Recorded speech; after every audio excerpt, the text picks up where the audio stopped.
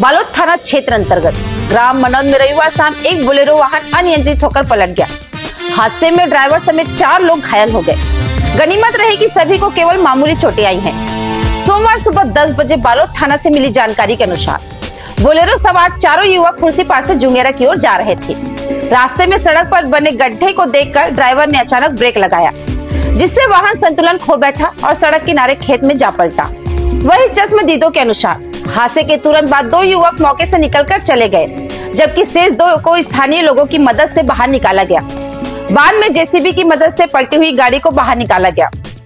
सूत्रों का यह भी कहना है कि बोलेरो सवार युवक शराब के नशे में थे, जिसके कारण वाहन नियंत्रण से बाहर हो गया।